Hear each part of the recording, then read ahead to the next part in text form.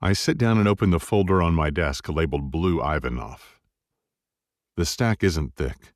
There are no prior psychological treatment records, school intervention reports, or emotional development concerns noted by teachers. The thin file means the real information hasn't been processed yet. I'm starting at ground zero. People who never receive help often learn to disguise everything. Since Blue's 25, my guess is she has more layers than an onion. I've got my work cut out for me. I study the only thing I do have, which I required to take Blue on as a new patient.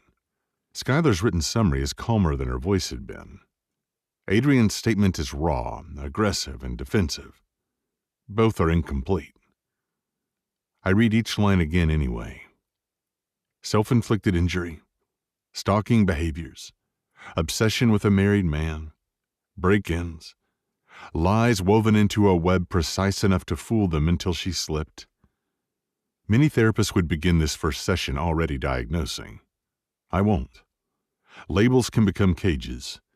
Symptoms are only footprints leading toward the truth, but I can't skip over what I already know. This girl is in trouble. My phone buzzes, and Shirley's voice interjects. Your 9 is here.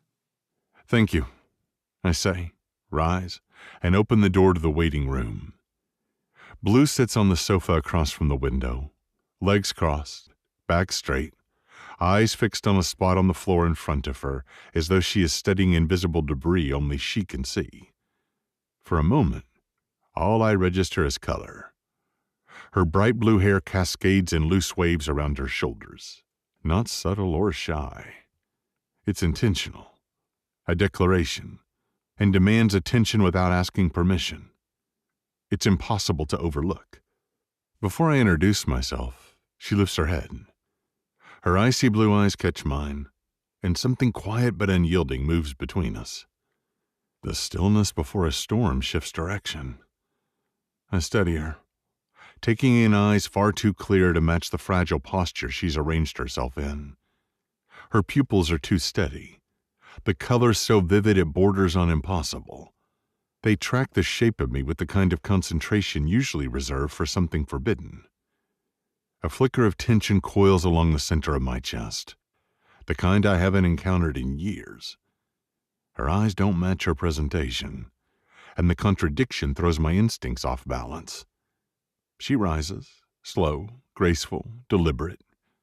She crafted her body with precision. Every line of her curves is framed by clothing chosen with strategy. Her fitted top in powder blue tucked into a short pleated skirt, dainty jewelry, and nails painted the same electric shade as her hair, screams deliberate.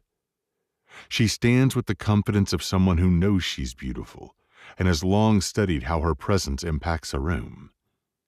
It's not what I expected. She's far more explosive beneath the surface. Something sharp ignites behind my sternum, and without meaning to, I prioritize her above every patient I've taken on in the last decade. She becomes the puzzle I'm suddenly disturbingly hungry to decode. I extend my hand. Blue? She steps closer than necessary when she takes it. A current runs up my arm, unexpected, unwelcome, disorienting. It's a sudden burst of charged awareness, like my nerves have recalibrated themselves without consent. Her lips tilt. Dr. Mercer, She says, voice gentle, almost whisper soft. I wasn't sure if your pictures online did you justice, but they don't.